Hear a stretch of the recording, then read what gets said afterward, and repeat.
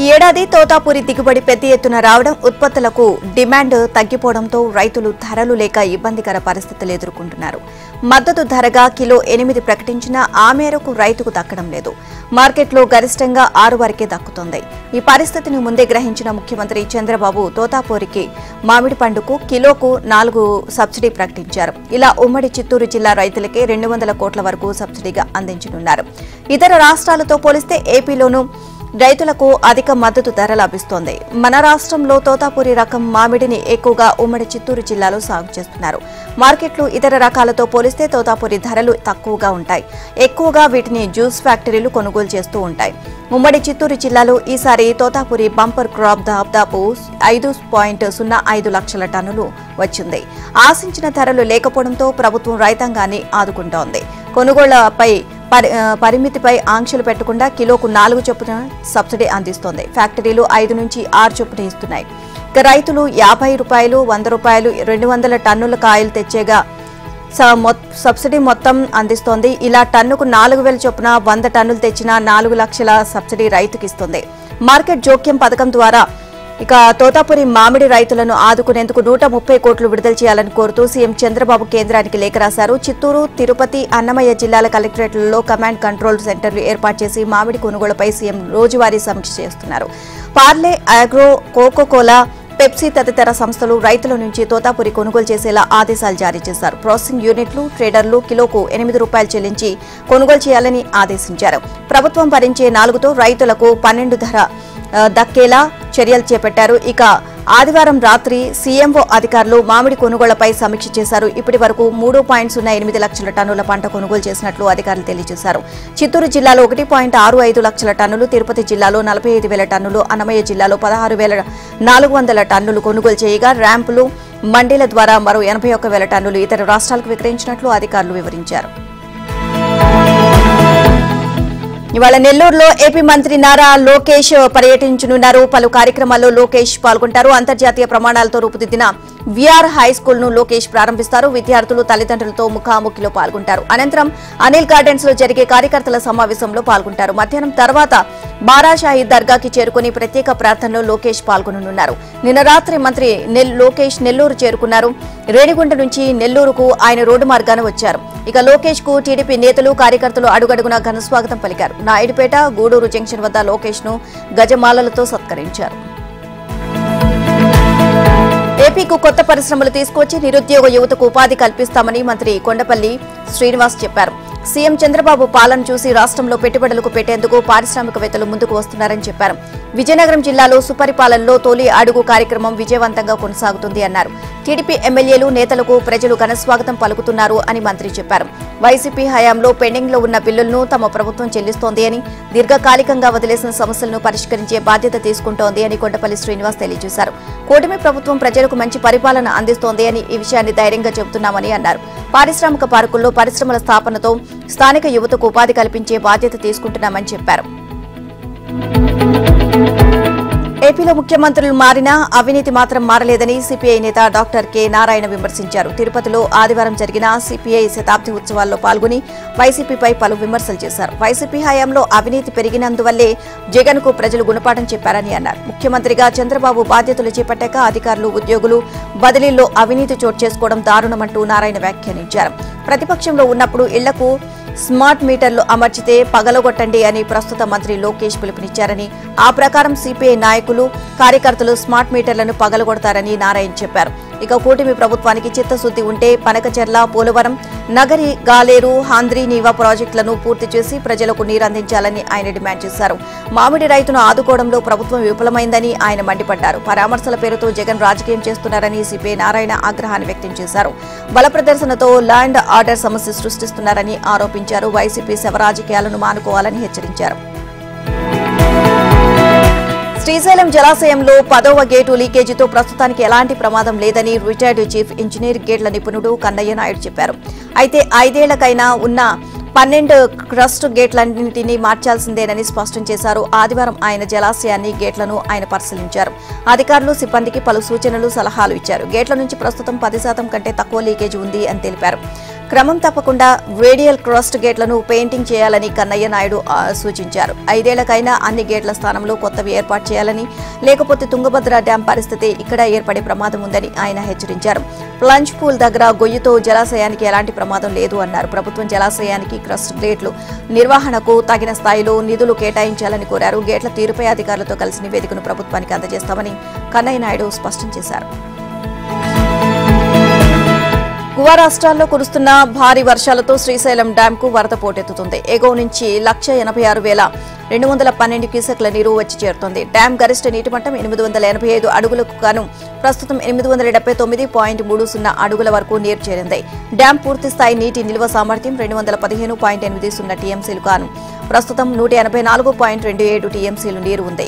ఎగువన జూరాల ప్రాజెక్టు నుంచి 1,09,216 క్యూసెక్లు, సుంకేసుల నుంచి 67,218 క్యూసెక్లు శ్రీశైలానికి విడుదల చేస్తున్నారు. ఇక పోతిరెడ్డిపాడు హెడ్ రెగ్యులేటర్ నుంచి 10,000 క్యూసెక్లు రాయలసీమ కాలువలకు వదులుతున్నారు. విద్యుత్ ఉత్పత్తి ద్వారా 67,740 క్యూసెక్లు నాగార్జున సాగర్ కు విడుదల చేస్తున్నారు. అలాగే తుంగభద్ర జలాశయానికి ఎగువ నుంచి 52,308 క్యూసెక్ల ఇన్ఫ్లో ఉంది.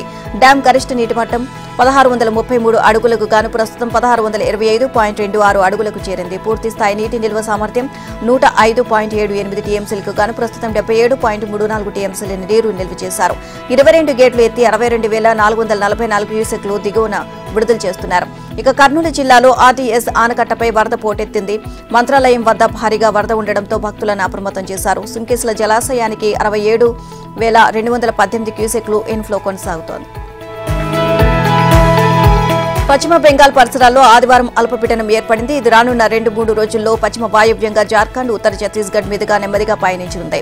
దీని ప్రభావంతో ఆదివారం ఒడిశా, ఛత్తీస్గఢ్లో భారీ నుంచి అతి భారీ వర్షాలు కురిశాయి. సోమవారం ఛత్తీస్గఢ్లో ప్రధానంగా గోదావరి పరివాహక ప్రాంతంలో అనేక చోట్ల భారీ నుంచి అతి భారీ వర్షాలు, అక్కడక్కడ కుంభవృష్టి కురిసే అవకాశం ఉందని ఇస్రో వాతావరణ విభాగం తెలియజేసింది. దీంతో వచ్చే 2-3 రోజుల్లో గోదావరికి వరద పోటెత్తుతుంది అని హెచ్చరించింది. ముఖ్యంగా వైన్గంగా, ప్రాణహిత నది పరివాహక ప్రాంతాల్లో వరద ఉధృతి పెరగనుంది. ఎగువ ప్రాంతాల్లో కురుస్తున్న భారీ వర్షాలకు గోదావరి ఉపనదులు, ఏజెన్సీలోని వాగులు పొంగి భారీగా వరద గోదావరిలో కలుస్తోంది. దీంతో ఏలూరు జిల్లాలో గోదావరి నీటిమట్టం అనూహ్యంగా పెరుగుతోంది. ఆదివారం పోలవరం ప్రాజెక్టు స్పిల్వేలోకి చేరుకున్న 2,23,309 క్యూసెక్ల అదనపు జలాలను అధికారులు దిగువకు విడుదల చేశారు. ఇక స్పిల్వే ఎగువన 28.220 మీటర్లు, దిగువన 18.740 మీటర్లు, కాపర్ డ్యాం ఎగువన 28.370 మీటర్లు, దిగువన 17.770 మీటర్లు, ఎగువ దిగువ కాపర్ డ్యాంల మధ్య 15.680 మీటర్ల నీటి మట్టం నమోదైంది. ఇక పట్టిసీమ ఫెరీ రేవులో మెట్లపైకి వరద ప్రవహిస్తోంది. అల్పపీడనం ప్రభావం రాష్ట్రంపై పెద్దగా కనిపించడం లేదు. ఉత్తర కోస్తాలో అనేక చోట్ల మేఘాలు ఆవరించి తప్ప చెప్పుకోదగ్గ వర్షాలు కురవలేదు. మిగిలిన ప్రాంతాల్లో పొడి వాతావరణం కొనసాగింది. రానున్న 4 రోజుల్లో మోస్తరు వర్షాలు కురుస్తాయని వాతావరణ శాఖ తెలియజేస్తుంది. 4 రోజుల తర్వాత బంగాళాఖాతంలో మరో అల్పపీడనం ఏర్పడనుంది అని ఇస్రో వాతావరణ విభాగం తెలియజేస్తుంది. దీంతో ఉత్తర కోస్తాలో ఈ నెల 11వ తేదీ నుంచి 2-3 రోజులు ఎక్కువ చోట్ల వర్షాలు కురుస్తాయని అంచనా వేశారు. ఇక ఒడిశాకు దగ్గరగా అల్పపీడనాలు వస్తేనే ఉత్తర కోస్తా, ఉత్తర తెలంగాణ వరకు వర్షాలు కురుస్తాయని వివరించారు. నైరుతి రుతుపవనాలు ముందుగా వచ్చాయి అన్న సంతోషం రాష్ట్ర రైతుల్లో కనిపించడం లేదు. గత నెలలో 23.3% తక్కువ వర్షపాతం నమోదైంది. జులైలో రాష్ట్రంలో మంచి వర్షాలు కురుస్తాయని ఐఎండీ ప్రకటించినప్పటికీ మేఘాలు తప్ప వర్షం కురవడం లేదు. వచ్చే నెలలో రాష్ట్రంలో రుతుపవనాలు పుంజుకునే అవకాశం ఉందని నిపుణులు అంచనా వేస్తున్నారు. మత సామరస్యానికి ప్రతీకగా నిలిచే రొట్టెల పండుగ నెల్లూరులో అట్టహాసంగా ప్రారంభమైంది. బషీరాబాద్ బారా షాహీద్ దర్గాలో దర్శనం కోసం తొలి రోజే భక్తులు బారులు తీరారు. ఇక స్వర్ణాల చెరువు ఘాట్లో పుణ్యస్నానాలు ఆచరించి వరాల రొట్టెలను మార్చుకున్నారు. ఇక అర్ధరాత్రి మత పెద్దలు, ముస్లిం నేతలు, ప్రజాప్రతినిధులు, పోలీస్ బందోబస్తు మధ్య సందల్ మాల్ భక్తి శ్రద్ధలతో ఘనంగా జరిగింది.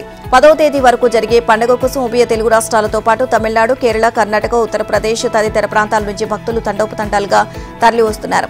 ప్రధాన ఘట్టమైన గంధ మహోత్సవం సోమవారం అర్ధరాత్రి తర్వాత జరగనుంది. ఈ వేడుకల్లో రాష్ట్ర మంత్రులు నారా లోకేష్, మహమ్మద్ ఫరూక్, పొంగూరు నారాయణ, ఆనం రామనారాయణ రెడ్డి తదితరులు పాల్గొననున్నారు. ఆకుపచ్చని తెలంగాణ లక్ష్యంగా ప్రభుత్వం ప్రతిష్టాత్మకంగా చేపడుతున్న వన మహోత్సవం నేడు ప్రారంభం కానుంది. రాజేంద్ర నగర్లోని ప్రొఫెసర్ జయశంకర్ వ్యవసాయ విశ్వవిద్యాలయంలో ఈ కార్యక్రమానికి సీఎం రేవంత్ రెడ్డి శ్రీకారం చుట్టనున్నారు.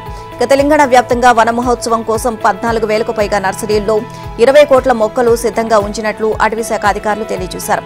ఇక సీఎం రేవంత్ రెడ్డి 2 రోజుల పర్యటన నిమిత్తం నేడు ఢిల్లీకి బయలుదేరి వెళ్లనున్నారు.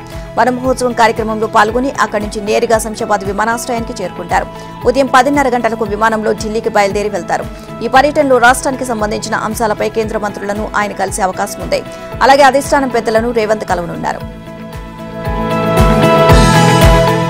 ఓ కార్యక్రమానికి హాజరైన సుప్రీంకోర్టు న్యాయమూర్తి జస్టిస్ విక్రమ్ నాథ్ ను సీఎం రేవంత్ మర్యాదపూర్వకంగా కలిశారు. శాలువాతో ఆయన సత్కరించి వెండి నంది జ్ఞాపికను బహుకరించారు. మాజీ ఉప ప్రధాని బాబు జగ్జీవన్ రామ్ వర్ధంతి సందర్భంగా సీఎం రేవంత్ ఆయన చిత్రపటానికి నివాళులర్పించారు. దళితుల అభ్యున్నతి, వారి హక్కుల కోసం జగ్జీవన్ రామ్ ఎంతో కృషి చేశారని, దేశానికి ఎనలేని సేవలు అందించారని సందర్భంగా కొనియాడారు. జూబ్లీహిల్స్ లోని సీఎం నివాసంలో జరిగిన కార్యక్రమంలో జగిత్యాల ఎమ్మెల్యే సంజయ్ కుమార్, ఖైరతాబాద్ డీసీసీ అధ్యక్షుడు రోహిన్ రెడ్డి పాల్గొన్నారు. జాతీయ రహదారులపై ప్రమాదాలను నివారించడమే లక్ష్యంగా కేంద్ర ప్రభుత్వం సరికొత్త చర్యలు తీసుకుంటుంది. రోడ్డుపై నిబంధనలు ఉల్లంఘించి వాహనాలు నడిపే వారిని నియంత్రించేలా దేశంలోని పలు జాతీయ రహదారులను డిజిటల్ స్మార్ట్ హైవేలుగా మార్చాలని నిర్ణయించింది. ఇందులో భాగంగా తెలంగాణ పరిధిలో ఉన్న పలు కీలక రహదారులను కూడా డిజిటల్ స్మార్ట్ రోడ్లుగా మార్చుకునేందుకు ఈ మేరకు ప్రతి రోడ్డుపైన అత్యంత అధునాతనమైన సీసీ కెమెరాలను ఏర్పాటు చేసి వాటిని ఆర్టిఫిషియల్ ఇంటెలిజెన్స్ తో అనుసంధానం చేయనున్నారు. ఇక ఏఐతో అనుసంధానమైన కెమెరా వ్యవస్థను రాష్ట్ర పోలీస్ రవాణా శాఖకు అనుసంధానం చేస్తారు. దీంతో రోడ్డుపై వాహనం ఎలా వెళ్తోంది, ఎంత స్పీడ్తో వెళ్తుంది అనే విషయంతో పాటు సవ్య దిశలోనే వెళ్తుందా లేదా అనేది తెలిసిపోతుంది. తద్వారా నిబంధనలను ఉల్లంఘించి వాహనం నడిపిన వారికి జరిమానా పడడంతో పాటు వాహన ప్రయాణ వీడియో కూడా ఫోన్కు వచ్చేస్తోంది. ఇక ఇప్పటికే ఢిల్లీ, గురుగ్రామ్ ను కలిపే ద్వారకా ఎక్స్ప్రెస్ వేపై ఏఐతో పనిచేసే సాంకేతిక విధానాన్ని ప్రవేశపెట్టింది. ఇదే విధానాన్ని దేశంలోని ఇతర రహదారులతో పాటు తెలంగాణలోనూ అమలు చేసేందుకు గ్రీన్ సిగ్నల్ ఇచ్చింది. దీంతో రాష్ట్రంలోని డిజిటల్ హైవే పనులు అమల్లోకి వచ్చాయి. ఇక ప్రస్తుతం మొదటి దశలో భాగంగా హైదరాబాద్ నాగ్పూర్ మార్గం NH44లో స్మార్ట్ హైవే విధానాన్ని అందుబాటులోకి తీసుకురానున్నారు. ఇది మహారాష్ట్ర నుంచి హైదరాబాద్ వరకు మొత్తం 591 కిలోమీటర్లు ఉంటుంది. తెలంగాణ పరిధిలో 251 కిలోమీటర్లు ఉంది. ప్రస్తుతం ఇది టోల్, ఆపరేటివ్, ట్రాన్స్ఫర్ విధానంలో ఉంది. ఈ మొత్తాన్ని డిజిటల్ హైవేగా మార్చనున్నారు. తాజాగా ఈ బాధ్యతలు దక్కించుకున్న ఓ సంస్థ పనులు కూడా ప్రారంభించింది. స్మార్ట్ డిజిటల్ హైవే ఏర్పాటులో భాగంగా రహదారిపై 360 డిగ్రీల కోణంలో పనిచేసే అత్యాధునిక సీసీ కెమెరాలను ప్రతి కిలోమీటర్కు 1 చొప్పున 251 కెమెరాలను అమర్చుతారు. ఇక మూల మలుపులు, వంకరలు ఉన్న చోట 2 చొప్పున కెమెరాలను ఏర్పాటు చేస్తారు. ప్రస్తుతం రోడ్లపై ఏర్పాటు చేసే వాటికంటే అత్యంత శక్తివంతంగా ఈ కెమెరాలు ఉంటాయి. ఆర్టిఫిషియల్ ఇంటెలిజెన్స్ తో పనిచేసే అడ్వాన్స్ ట్రాఫిక్ మేనేజ్మెంట్ సిస్టంతో వీటిని ఏర్పాటు చేస్తారు. హైదరాబాద్ బెంగళూరు హైవేకు ఎట్టకేలకు మోక్షం లభించింది. ఎన్నో ఏళ్లుగా పెండింగ్ లో ఉన్న ఈ రహదారి విస్తరణ సమస్యకు కేంద్ర ప్రభుత్వం ఎట్టకేలకు తెరదించింది. హైదరాబాద్ బెంగళూరు మార్గంలో హైస్పీడ్ కారిడార్ ను నిర్మించాలని నిర్ణయించింది. దీని నిర్మాణానికి అవసరమైన సమగ్ర ప్రాజెక్టు నివేదిక, DPR రూపకల్పన బాధ్యతలను టెండర్ ద్వారా ఓ సంస్థకు అప్పగించింది. కాగా DPR కోసం 12.63 కోట్లు వెచ్చించనున్నట్లు భారత జాతీయ రహదారుల ప్రాధికార సంస్థ పేర్కొంది. మరోవైపు నాగ్పూర్, హైదరాబాద్ వరకు కూడా మరో హైస్పీడ్ కారిడార్ ను నిర్మించాలని కేంద్రం ఇదివరకే నిర్ణయించింది. ఇక దీనికి అవసరమయ్యే DPR రూపకల్పన బాధ్యతను కూడా టెండర్ ద్వారా ఓ సంస్థకు కట్టబెట్టింది. తాజాగా DPR రూపకల్పనకు అవసరమైన లెటర్ ఆఫ్ అగ్రిమెంట్ కూడా చేయనున్నారు. ఇక ఈ DPR కోసం 14.99 కోట్లు వెచ్చించనున్నారు. ఈ 2 మార్గాలను విజన్ 2047 జాతీయ రహదారుల మాస్టర్ ప్లాన్ లో కూడా చేర్చినట్లు NHAI తెలియజేసింది. త్వరలోని ఈ మార్గాలకు సంబంధించిన సర్వే పనులు మొదలు కానున్నాయి. నాగ్పూర్, హైదరాబాద్, బెంగళూరు మధ్య రాకపోకలతో పాటు ఈ మార్గంలో వ్యాపార, వాణిజ్య రంగాన్ని మరింతగా పెంచాలని కేంద్రం నిర్ణయించింది. అందులో భాగంగానే నాగ్పూర్ నుంచి హైదరాబాద్ వరకు హైస్పీడ్ కారిడార్ నిర్మాణం తలపెట్టింది. ఉమ్మడి వరంగల్ జిల్లా కాంగ్రెస్ నేతల మధ్య వివాదం పరిష్కారం కోసం సీఎం రేవంత్ రెడ్డి నేరుగా రంగంలోకి దిగారు. ఆదివారం మంత్రి కొండా సురేఖ, ఆమె కుమార్తె సుష్మితా పాటిల్ ను తన నివాసానికి పిలిపించుకుని మాట్లాడారు. ఉమ్మడి జిల్లాలో బాధ్యత గల నాయకులు అయ్యుండి పార్టీ అంతర్గత వేదికలపై మాట్లాడాల్సిన అంశాలను బహిరంగంగా ఎందుకు మాట్లాడుతున్నారని ప్రశ్నించినట్లు తెలిసిందే. పార్టీకి బలమైన నాయకులు అవసరమేనని, అయితే ప్రభుత్వానికి ఎమ్మెల్యేలు కూడా ముఖ్యమేనని సీఎం వెల్లడించినట్లు సమాచారం. ఈ వ్యవహారం ఇప్పటికే అధిష్టానం వరకు వెళ్లిందని, ఇక మీదట సంయమనం పాటించాలని సూచించినట్లు తెలిసింది. కాగా కొండా మురళి వ్యాఖ్యలతో ఉమ్మడి వరంగల్ జిల్లాలో చోటు చేసుకున్న వివాదంపై టీపీసీసీ క్రమశిక్షణ చర్యల కమిటీ సోమవారం గాంధీభవన్లో భేటీ కావాల్సి ఉంది. అయితే ఆ అంశం వాయిదా పడినట్లు కమిటీ చైర్మన్ మల్లు రవి ప్రకటించారు. ఇక వరంగల్ కార్పొరేషన్ సమావేశంలో పార్టీ ఎమ్మెల్యేలు పాల్గొనాల్సి ఉన్నందున భేటీని ఈ నెల 10వ తేదీ వరకు వాయిదా వేసినట్లు ఓ ప్రకటనలో ఆయన వెల్లడించారు. రైతుల్లో ఆనందం, సంతోషం వెలువరుస్తుంటే బీఆర్ఎస్ నేతలు ఓర్వలేకపోతున్నారని, వారి కళ్లు మండుతున్నాయని రాష్ట్ర వ్యవసాయ శాఖ మంత్రి తుమ్మల నాగేశ్వరరావు అన్నారు. ఆర్థిక పరిస్థితులకు అనుగుణంగా రాష్ట్ర ప్రభుత్వం సంక్షేమ, అభివృద్ధి పథకాలు అమలు చేస్తుంటే బీఆర్ఎస్ నేతలు జీర్ణించుకోలేకపోతున్నారని ఆరోపించారు. అధికారంలో ఉన్నప్పుడు రైతులను పట్టించుకొని బీఆర్ఎస్ నేతలు ఇప్పుడు రైతు సమస్యలపై చర్చించాలని అంటుంటే మొగుణ్ణి కొట్టి మొగసాలకు ఎక్కినట్లుగా ఉంది అని ఎద్దేవా చేశారు. రాష్ట్ర ప్రభుత్వంపై బీఆర్ఎస్ నేతలు చేస్తున్న విమర్శలపై మంత్రి తుమ్మల ధ్వజమెత్తారు. ఇక రైతు సంక్షేమమే రాష్ట్ర ప్రభుత్వ తొలి ప్రాధాన్యమని స్పష్టం చేశారు. దేశ చరిత్రలో ఎక్కడా లేని విధంగా కాంగ్రెస్ ప్రభుత్వం అధికారంలోకి వచ్చాక ఏడాదిన్నరలో 1,03,000 కోట్ల రూపాయలను రైతు సంక్షేమానికి ఖర్చు చేసి ఆదర్శంగా నిలిచింది అని తెలిపారు. రాష్ట్రంలో తాము అధికారం చేపట్టిన తర్వాత రైతులకు దిగుబడులు పెరిగాయని, అన్ని పంటలకు గిట్టుబాటు ధరలు అందుతున్నాయని చెప్పారు. అధికారంలో ఉన్నప్పుడు రైతు సంక్షేమాన్ని పట్టించుకుని బీఆర్ఎస్ నేతలు ఇప్పుడు వ్యవసాయం, రైతులు, ఎరువులు, నీళ్లు అని మాట్లాడుతుంటే వారంతా నిస్పృహలో ఉన్నారు అనే విషయం తెలంగాణ సమాజం అర్థం చేసుకుంది అన్నారు. ఇక రేవంత్ రెడ్డి నాయకత్వంలోని రాష్ట్ర ప్రభుత్వం ఒకేసారి 21,000 కోట్లు రుణమాఫీ చేసి 25 లక్షల మంది రైతులను రుణ విముక్తులను చేసింది అని తుమ్మల తెలియజేశారు. బీఆర్ఎస్ ఎగ్గొట్టిన రైతు బంధుతో పాటు రెండో పంట కాలాల్లో 13,500 కోట్లు రైతు భరోసా పథకంలో చెల్లించింది అని తెలిపారు. ఇక రాష్ట్ర ప్రభుత్వం 9 రోజుల్లో 9,000 కోట్ల రైతు భరోసా నిధులు జమ చేసింది అన్నారు. దీంతో తమ రాజకీయ జీవితానికి ఎక్కడ చరమగీతం పాడుతుందోనని, ఇక భయంతో బీఆర్ఎస్ నేతలు నెట్టుకొచ్చినట్లు మాట్లాడుతున్నారని అన్నారు. ఇక మీరు అరకొరగా చేసిన రుణమాఫీలో రైతులకు ఏమైనా లాభం కలిగిందా? అసలు రుణమాఫీ అయ్యిందా? రైతు బంధు సొమ్మును ఎప్పుడైనా 2 నెలల్లోపు వేశారా? రైతు బంధు పేరుతో ఎగ్గొట్టిన పథకాలు ఎన్ని? 5 ఏళ్లలో పంట నష్టపరిహారం ఎప్పుడైనా చెల్లించారా? కేంద్ర ప్రభుత్వ పథకాలకు వాటా ధనం చెల్లించకుండా నిధులు అడుక్కున్నది ఎవరు? యాంత్రీకరణ పథకానికి తూట్లు పొడిచింది ఎవరు? మైక్రో ఇరిగేషన్ పథకానికి చరమగీత పాడింది ఎవరు? ఏదైనా పంటలకు గిట్టుబాటు ధర కల్పించారా? వరి వస్తే ఉరి వేసుకున్నట్లే అన్నది ఎవరు? చివరికి పచ్చి రొట్ట విత్తనాల సబ్సిడీ కూడా బకాయిలు పెట్టింది ఎవరు అని బీఆర్ఎస్ నేతలను తుమ్మల ప్రశ్నించారు. మేడిగడ్డ బ్యారేజీలో 2 పిల్లర్లు కుంగాయి అని సాకుతో కాళేశ్వరం ప్రాజెక్టు మొత్తాన్ని పడావు పెట్టారు అని బీఆర్ఎస్ నేత హరీష్ రావు విమర్శించారు. కన్నేపల్లి పంపు హౌస్ నుంచి నీళ్లు తీసుకునే అవకాశం ఉందని, ఈ విషయాన్ని ఇంజనీర్లే చెబుతున్నారని ఆయన చెప్పారు. అయినా కాంగ్రెస్ ప్రభుత్వం కావాలని మోటార్లు ఆన్ చేయకుండా రైతులను గోసపెడుతుంది అని ఆరోపించారు. ఇప్పటికైనా స్పందించి తక్షణమే కన్నేపల్లి, కల్వకుర్తి పంపులను ఆన్ చేసి రైతులను నీళ్లు ఇవ్వాలి అని డిమాండ్ చేశారు. లేకపోతే కేసీఆర్ నాయకత్వంలో లక్షలాది మంది రైతులందరూ కలిసి మోటార్లు ఆన్ చేస్తామని హరీష్ రావు హెచ్చరించారు. ఇక 36 రోజుల క్రితమే శ్రీశైలానికి వరద మొదలవ్వగా ఇప్పటికే కల్వకుర్తి మోటార్లను నడపడం లేదు అని మండిపడ్డారు. ఇక కళ్ల ముందు నీళ్లు పోతుంటే పట్టించుకుని ప్రభుత్వం తీరు నేరపూరితంగా ఉంది అన్నారు. పదే పదే తాను పాలమూరు బిడ్డను అని చెప్పుకునే ముఖ్యమంత్రి అక్కడి రైతుల కడుపు కొడుతున్నారు అని మండిపడ్డారు. గత ఏడాది ఆ ప్రాంత రైతులకు క్రాప్ హాలిడే ప్రకటించి ఆంధ్రాలో 3వ పంటకు నీళ్లు వదిలారని, ఈసారి కూడా ఆంధ్రాకు నీళ్లు వదిలే ప్రయత్నం చేస్తున్నారని అన్నారు. ఇక తెలంగాణ ఏర్పడిన తర్వాత కృష్ణా జలాల్లో అతి తక్కువ నీళ్లు వాడుతున్నది రేవంత్ రెడ్డి ప్రభుత్వమేనని, చంద్రబాబుతో రేవంత్కు ఉన్న చీకటి ఒప్పందం ఏంటో చెప్పాలి అని హరీష్ రావు డిమాండ్ చేశారు. నీళ్ల విలువ తెలియని నాయకుడు ముఖ్యమంత్రిగా ఉంటే ఆ నీళ్లను మలుపుకొనే ప్రతి అవకాశాన్ని ఉపయోగించుకుంటారు అని చెప్పారు. కానీ నీళ్ల విలువ తెలియని నాయకులు మన పాలకులుగా ఉండడం వల్ల రైతాంగం తీవ్రమైన ఇబ్బందులను ఎదుర్కొంటుంది అని దుయ్యబట్టారు. బీఆర్ఎస్ నేత హరీష్ వ్యాఖ్యలపై మంత్రి ఉత్తమ్ కుమార్ రెడ్డి ఆగ్రహాన్ని వ్యక్తం చేశారు. అన్నారం, సుందిళ్ల, మేడిగడ్డ బ్యారేజీలు ప్రమాదకరంగా ఉన్నాయని నేషనల్ డ్యామ్ సేఫ్టీ అథారిటీ హెచ్చరించిందని, అయినా సరే కన్నేపల్లి పంప్ హౌస్ నుంచి నీటిని ఎత్తివేయాలని హరీష్ రావు పదే పదే మాట్లాడుతున్నారని అసహనాన్ని వ్యక్తం చేశారు. దీని వెనుక ప్రజలను తప్పుదోవ పట్టించే కుట్ర తప్ప రైతులకు మేలు చేసే ఉద్దేశం లేదు అని ఉత్తమ్ కుమార్ రెడ్డి అన్నారు. కుంగే బ్యారేజీలకు నీళ్లు ఎత్తిపోయాలా అని ఆయన ప్రశ్నించారు. కాంగ్రెస్ పాలనలో రైతులు బాగుంటే ఓర్వలేకపోతున్నారని ఉత్తమ్ మండిపడ్డారు. గతంలో మేడిగడ్డ బ్యారేజీ నుంచి అన్నారం, సుందిళ్ల, అక్కడి నుంచి ఎల్లంపల్లికి లిఫ్ట్ చేసిన 160 టీఎంసీల్లో దాదాపు 57 టీఎంసీల నీళ్లు మళ్లీ గేట్లు ఎత్తి సముద్రానికి పంపించి ప్రజాధనాన్ని గోదాట్లో పోసిన విషయం మర్చిపోయారా అని ప్రశ్నించారు. సెకండ్ ఫైల్స్ టెక్నాలజీతో మేడిగడ్డ నిర్మాణం చేపట్టిన విషయాన్ని ఎన్డీఎస్ఏ తప్పుపట్టింది అని తెలిపారు. మేడిగడ్డ మాదిరిగానే అన్నారం, సుందిళ్ల బ్యారేజీలను అదే సీకెంట్ ఫైల్స్ ఫౌండేషన్ టెక్నాలజీతో నిర్మించడంతో ప్రమాదకరంగా మారాయని పేర్కొన్నారు. ఇక ఎన్డీఎస్ఏ సలహాలు, సూచనల మేరకు కాంగ్రెస్ ప్రభుత్వం ఈ ప్రాజెక్టులపై తగిన నిర్ణయం తీసుకుంటుందని చెప్పారు. గోబల్స్ కు మించి ప్రచారం చేయడం హరీష్ రావుకు అలవాటైపోయిందని, ఇప్పటికైనా అబద్దాలు మాట్లాడడం మానుకోవాలని అన్నారు.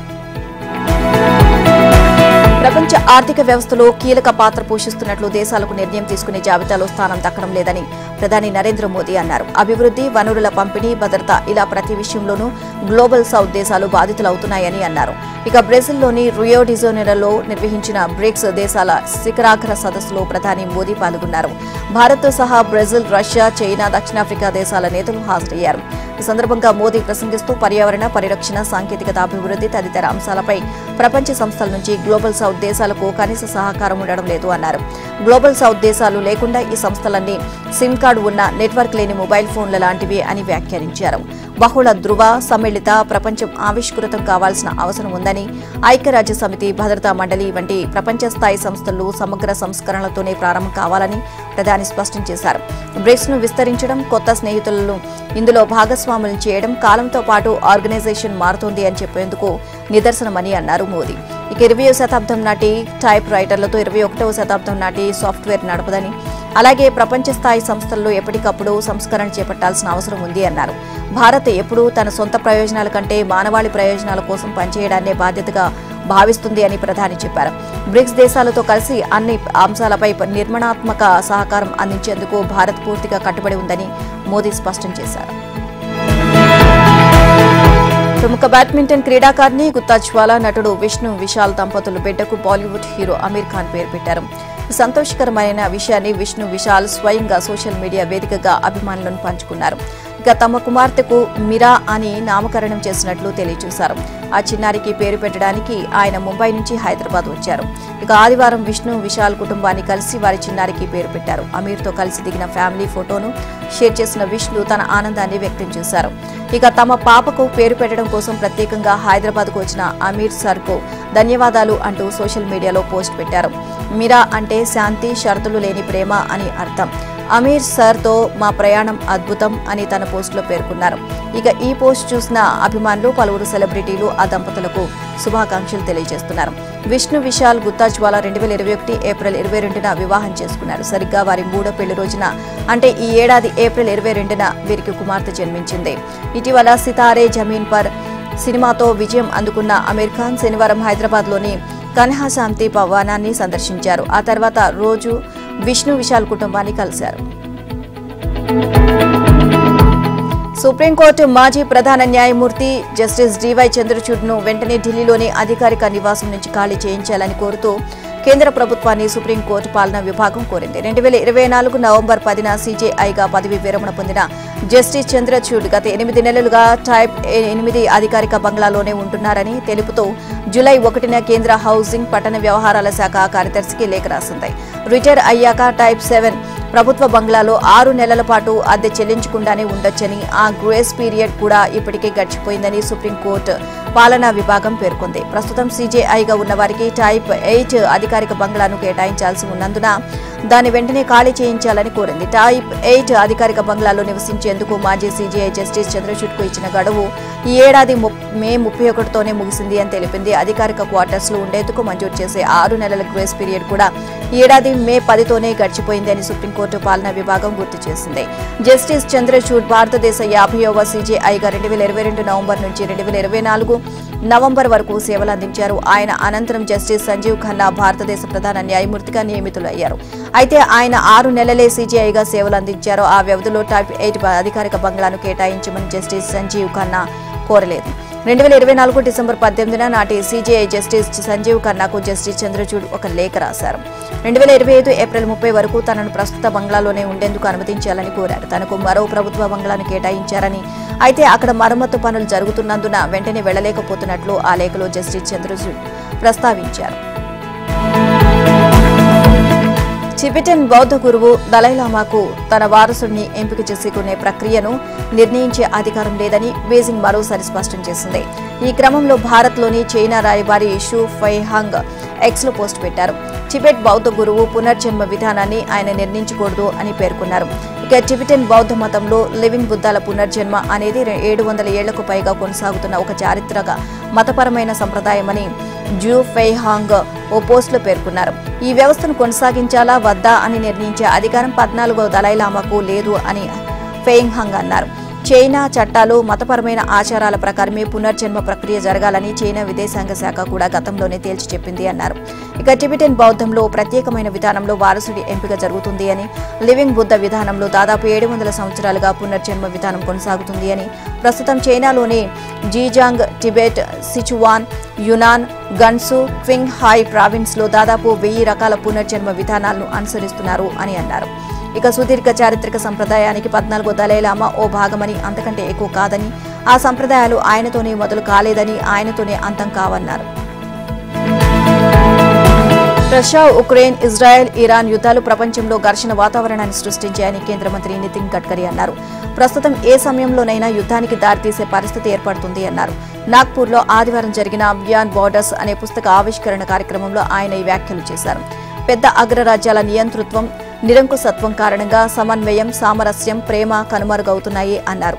నేడు మొత్తం ప్రపంచవ్యాప్తంగా ఘర్షణపూరిత వాతావరణం ఉంది అన్నారు. రష్యా, ఉక్రెయిన్, ఇజ్రాయెల్, ఇరాన్ మధ్య యుద్ధాలు జరుగుతున్నాయని, ఏ సమయంలోనైనా యుద్ధం లాంటి పరిస్థితి తలెత్తే పరిస్థితులు ఏర్పడుతున్నాయని అన్నారు. భారతదేశ సాంస్కృతిక వారసత్వాన్ని ఆయన ప్రశంసించారు. భారత్ బుద్ధుడి భూమి అని, ఇది ప్రపంచానికి సత్యం, అహింస, శాంతి సందేశాన్ని అందించింది అని పేర్కొన్నారు. యుద్ధ సాంకేతికత ఇప్పుడు పూర్తిగా మారిపోయిందని నితిన్ గడ్కరీ తెలియజేశారు. ఇప్పుడు ట్యాంకులు, సంప్రదాయ విమానాలు ఉపయోగం తక్కువగా ఉందని, అయితే మిసైల్స్, డ్రోన్ల వంటి ఆధునిక ఆయుధాలు ఎక్కువగా ఉపయోగపడుతున్నాయని తెలిపారు. ఇప్పుడు మిసైల్స్ ను జనావాసాలపై వేస్తున్నారని, దీంతో మానవాళి రక్షించడం కష్టమవుతుంది అన్నారు.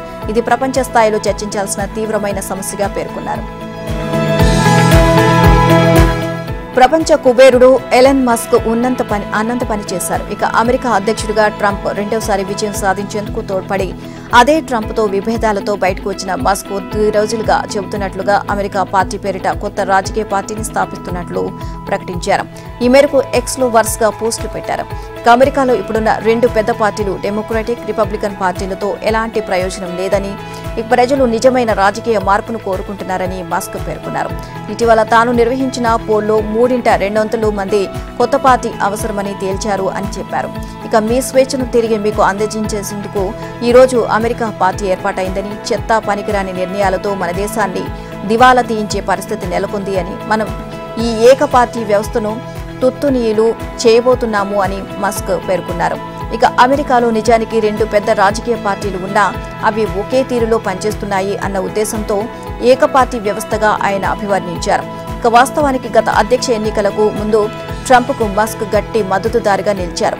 ట్రంప్ గెలవడం కోసం ప్రచారం చేయడమే కాదు, ఇక $100 కోట్ల ఖర్చు పెట్టారు.